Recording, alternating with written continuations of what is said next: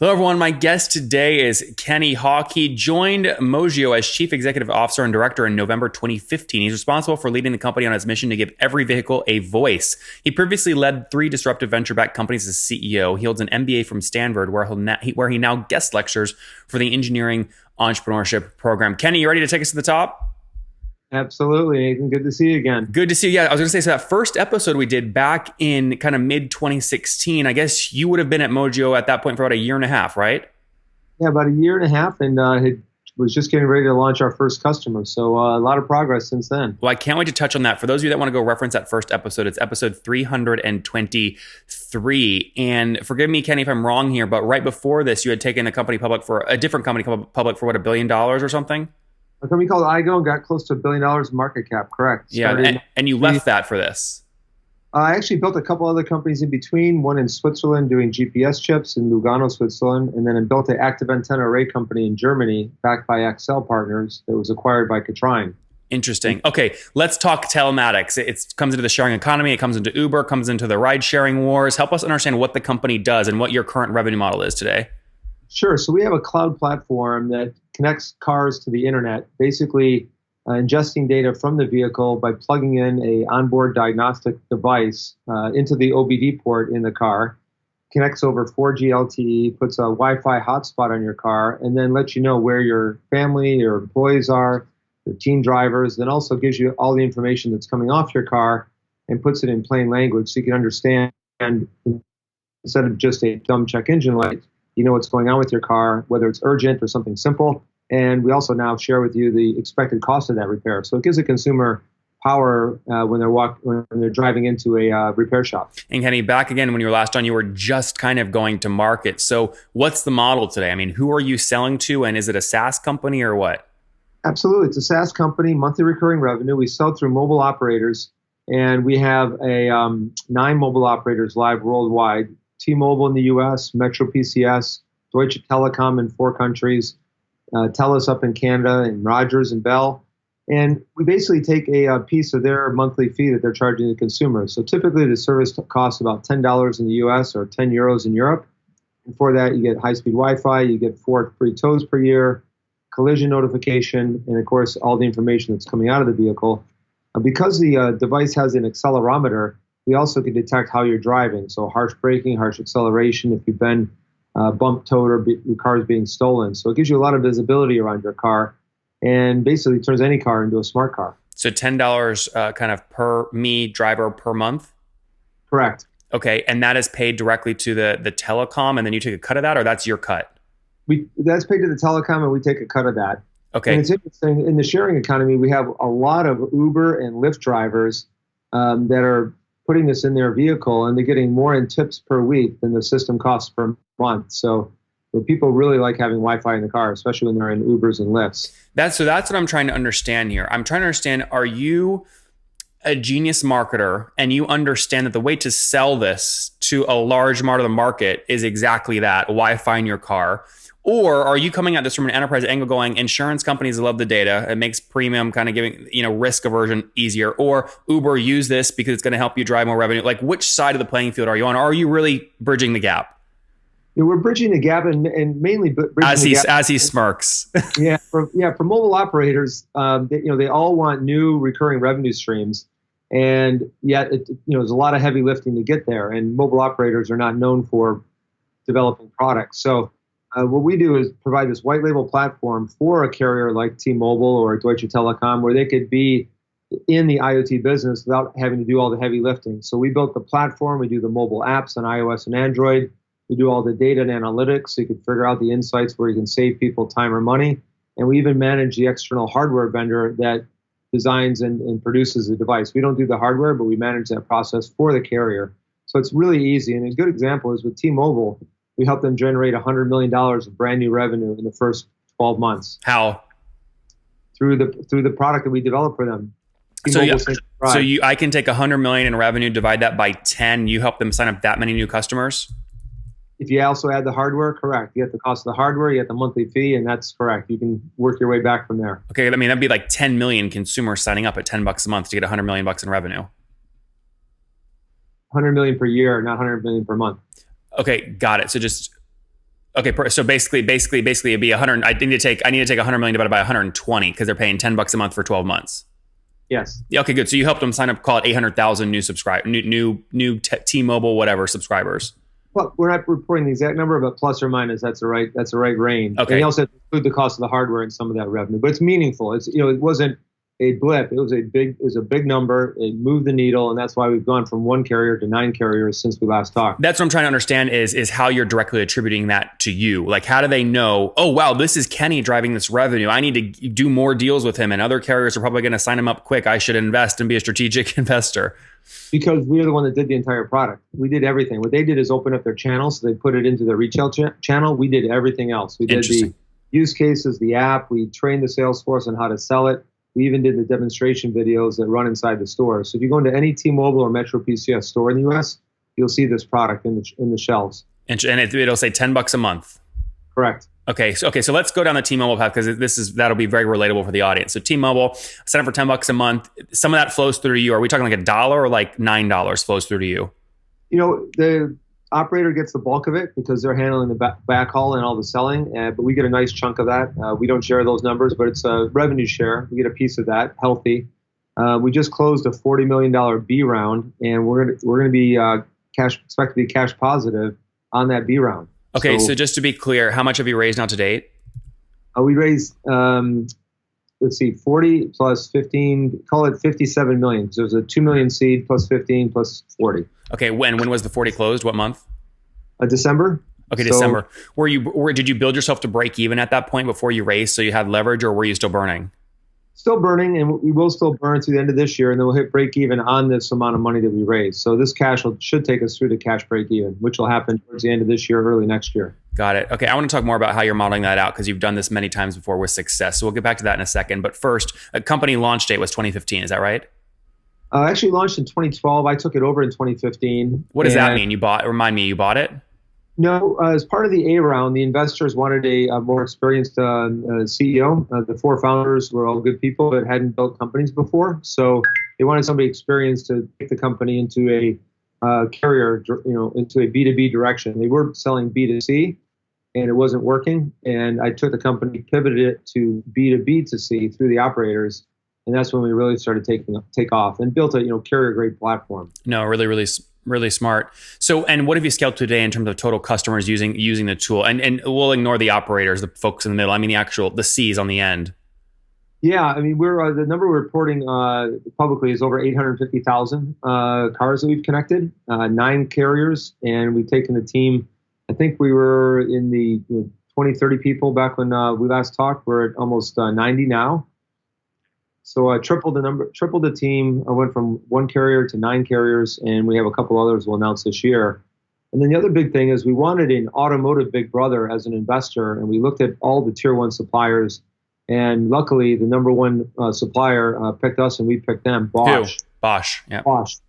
And they invented the CAN bus, which is what the device plugs into.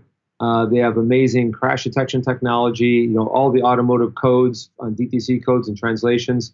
So all of this secret sauce that they've developed over the last 20 years, we now have access to since they're our investor, and we're doing 5 different technology co-developments with them. It's also helping us move into the OEM market where we can help OEMs with a better platform than the old platforms they built over the last 10 years. Yeah. So Kenny, just to make sure my audience understands these numbers accurately, you went from 1 to 9 carriers across all 9 carriers. You've signed up about 850,000 end kind of customers who put your device in their car, and they pay $10 a month for that. Correct. They put the hardware partners device, because we don't do hardware, but they do put the hardware partners device in that they get from the carrier. They're running it on our platform and using our apps. And with that, they can save time, save money, help their kids drive safer. No, I totally get I completely get the product. I just want to understand what impact you're already having over just a very short amount of time. So if you have 850 people, 850,000 folks paying $10 a month, that's $8.5 million a month in revenue, or $102 million in terms of annual revenue that you have added to these 9 different carriers, essentially top line revenue. Am I reading that correct? Plus the cost of the hardware, which is additional revenue. But that's correct. Yeah. So that's a service revenue. On top of that, you got the hardware revenue.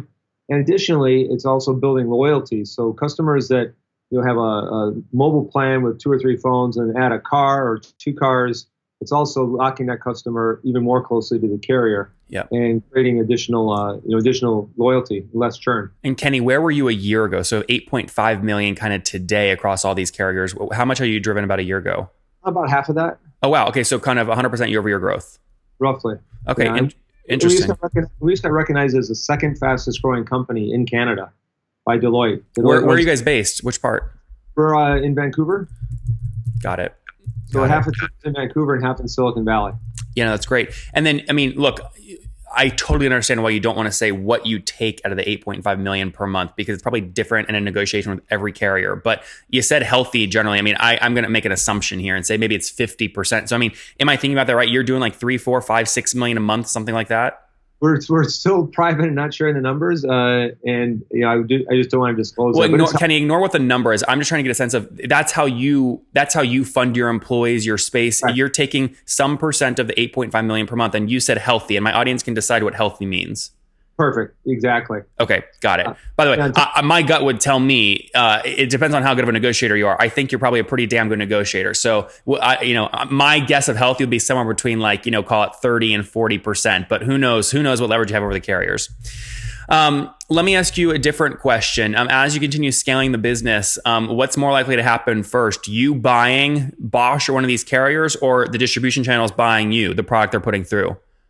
Yeah, great question. I mean, we're building a company to be standalone, profitable, cash positive, so we don't need to raise outside money, and build a healthy company, and good things will happen. So let me phrase that differently, Kenny. T-Mobile CEO calls you up, says, Kenny, listen, you're adding too much to our revenue right now. We're either going to build this internally because we're relying too much on you right now, or you're going to sell to us for $1 billion. What do you do?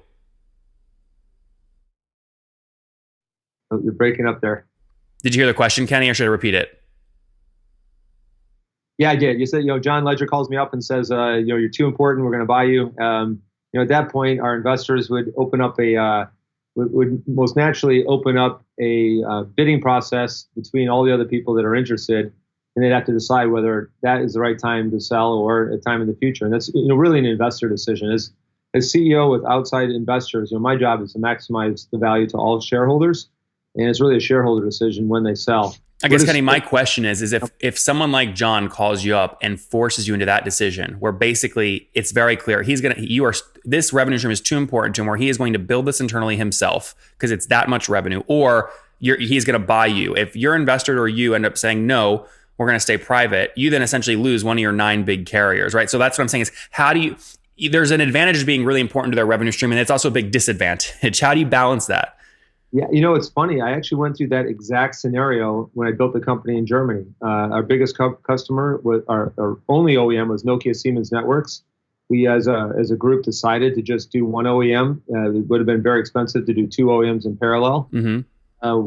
We proved out all the technology, hit all the technical milestones, did a deployment with Vodafone, and at the end of that, Mark Ruan, the head of Nokia Siemens Radio Group, said, this is so amazing, so fantastic, and so strategic, and so core, we have to own this technology. He didn't say the next sentence, which was, we either buy you or kill you, but that's what he was saying. Yeah. And, I went to my board and said, we got 2 choices, either raise a lot more money and tee up another OEM, or start a bidding process, because these guys are either going to buy us or build it. The board decided not to do that. Of course, Nokia went off and tried to build their own. And after many years and many millions later, the company eventually sold to Katrine. But for me, the right thing to do at that point in time would have been to open up an auction, get the Ericsson, Alcatel-Lucent, Huawei, and ZTE to all be bidding against Nokia Siemens, and make a decision at that point: do you sell at that price, or do you double down and raise more money to fund that next OEM? Yep. But that was sort of pre-deployment, post proof of concept, and at that point we hadn't put that much money into the company. Still had plenty of cash in reserve, but that was going to take a lot more money to bring up that second OEM. So that's a good story. Listen, because you're B2B2C, I mean, it's hard for you to measure maybe not typical SaaS metrics like churn, retention, things like that, because you're going through like a provider. You have CAC and churn and fully weighted CAC for the OEM, but then also for the pass through to the consumer. How do you measure these metrics internally? Yeah, it's a great question. We just went through the Reforge course this past year. I don't know if you're familiar with Reforge. Yep. It's an amazing program up in San Francisco. put myself and three of my team members through it. And even in a B2B2C, you have some metrics that you can determine just off your platform. You can tell if people are connecting, how often they're connecting. You get the app analytics. You don't get all the upfront CAC numbers from the carrier because it's hard to tell exactly what programs they're spending. And we do get some metrics depending on the carrier, not as many metrics as we'd like from all carriers. But we're now building much of that Reforge, engagement, the aha moment, reinforcing and the viral effect, building it right into the app so we're less dependent on kind of begging for analytics from our B2B partners. So we think that's really important. And you want to get people into that habit moment, make sure they're seeing the value and reinforcing it so that they are a long-term customer. So Kenny, what's your churn today? We're not reporting it. It's healthier than the churn in most of the products at the carriers. But what do you measure? That's what I'm actually asking. Like, what are you measuring? The churn with the OEMs or the churn with the OEMs to their subscribers? Oh, so we measure the actual end user churn. I see. So what is their typical churn on their other product lines? It's a couple % a month. Okay. To more than that for the weaker products, and we're doing better than that. Okay, good. So you're call it sub 5% kind of logo churn or consumer churn per month. Yes, for sure. That's great. Okay, and what did you what have you changed over the past 2 years in terms of driving that down? Like, what do you know a new person when they put this in their car for the first time they have to do in the first session to get really sticky?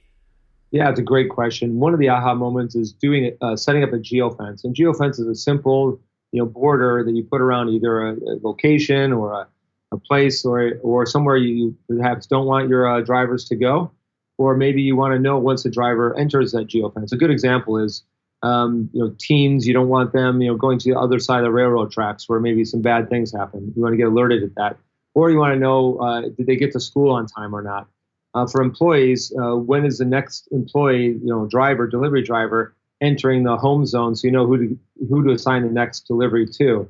So geofences are really valuable. It's super easy to set up, and once you set it up and you start getting those notifications, it reinforces the value of the product. Why do people have to do this through your hardware, not just their phone? I mean, every time I'm driving, I have my phone. Why isn't this just a Facebook, like an app?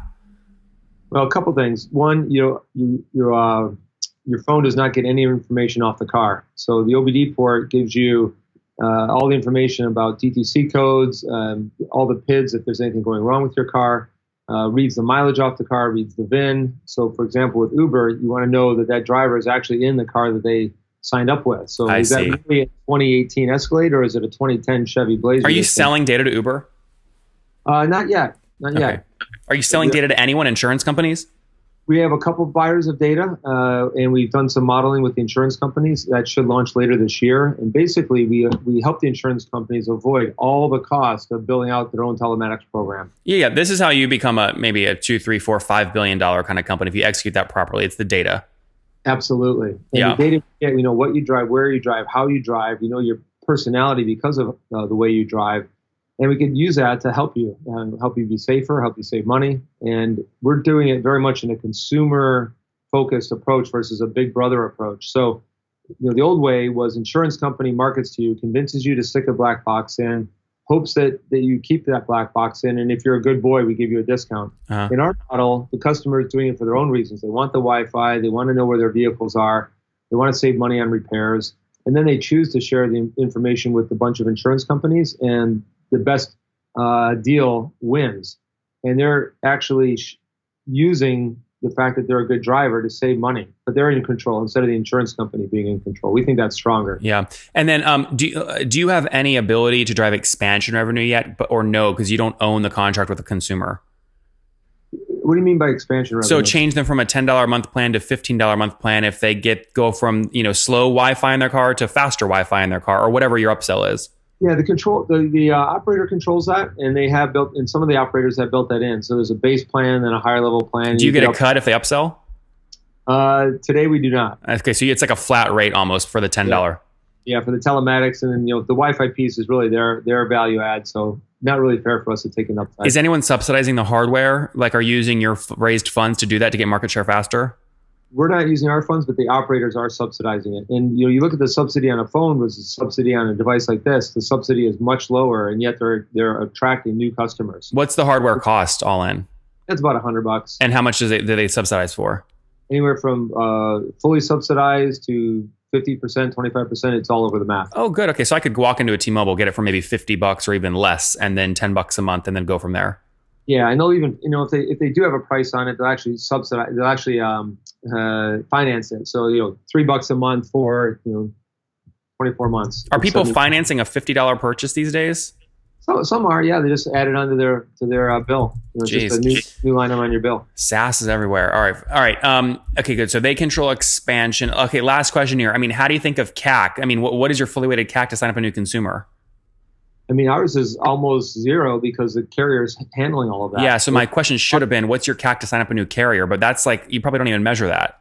We're starting to. So we're looking at, it is a long sales cycle. It's an enterprise grade sale, and a lot of diligence they go through to bang on your platform and make sure you're GDPR compliant for Europe and get all the security in place, et cetera. So you look at all the people, the engineers, the amount of time it takes. There's a real cost there. But now we have 9. It's they're starting to fall much faster. We just signed up 2 more very large global carriers. Well, how many are there total? Total carriers, there's hundreds of carriers. Oh wow, okay. About 20, 30 big ones if you include all of Asia and Latin America. And you look at the number of people on the planet that have a relationship with a mobile operator. It's a couple billion. So there's a billion cars out there, a couple billion mobile users. And you combine those two in the crossover, and that's our target market. Last question here, Kenny, before we wrap up. You just raised around. I'm curious how much you're putting your pedal to the metal here in terms of kind of burn. And you're not going to give me an exact number here, I don't think, but burning more or less than $2 million a month net burn. Less than 2. Oh, wow. Okay. I thought it would have been bigger. No, less than 2, because we also have some gross margin. We've really driven the cost out of our platform. We're on generation 3 of the platform. So our hogs on that revenue are very low, so we have nice margins, and that's also contributing. Okay. And we want to go ahead. Next question. No, I was going to say. So are you? So you're between 1 and 2, you'd say? Yeah. Okay, that's great. I was going to say. So then, why raise capital though? Like, why take the dilution if you're not going to jack up burn to try and drive growth? Well, there's some opportunities to consolidate. There's a couple of new things we're investing in. So we're nailing the aftermarket. So do you have an acquisition you want to announce? Nope, not yet, but we've looked at a couple. And I mentioned the OEM market. So we've nailed the aftermarket. Now we're penetrating the OEM market together with Bosch. That'll take investment. We're also building a couple new capabilities on the platform, including very accurate crash detection. So we won't just know you've been in a crash. We'll know on a scale of 1 to 10 how severe it is and be able to connect you with the Bosch live call center in less than 10 seconds. So if you or your family needs help, it's even better than OnStar. And you get that for $10 a month. Interesting. Okay, let's wrap up with the famous 5. Number 1, what's your favorite business book? Good to Great by Jim Collins. Number 2, is there a CEO you're following or studying? Bezos still. I think he's doing amazing things, and they're an investor, so I can't help but follow him. Well, then it makes sense. You're an expert at driving costs out of your system. I'd say Jeff puts that feather in his cap too. Number 3, what billing tool are you guys using? What billing tool? Yeah, like how are you? Actually, that's tough for you because you're not actually billing really directly. Let me ask just a different question. What's your favorite online tool for building the company? Online tool for building the company today. Well, other than Jira for engineering, I have to say Monday. Yep. Super simple visual way to look at the big picture objectives. Royman, they used to be called DePulse, has come on a couple times. Incredible growth there. Number 4, how many hours of sleep do you get every night? I get a good 6 hours of sleep. Okay, and what's your situation? Married, single, kids? I am engaged to an amazing fiance who is currently Miss Arizona. Oh, congratulations! That's great. So what? She bought one of your product in T-Mobile and said, "I love this so much, I'm going to marry the founder." No, we actually met on the way to CES a little over 2 years ago. We were on the same flight. They got delayed, then finally canceled. And we looked at each other and said, "I really need to get there." And she said, "I really need to get there too. And you seem capable. Let's figure out a way to get there together." And we haven't been apart since. But more important than the beauty is she's an absolute kind, sweet person, and I couldn't be happier. That's great. You know what really closed the deal, though? I mean, 2 years ago, you also know what happened 2 years ago, right?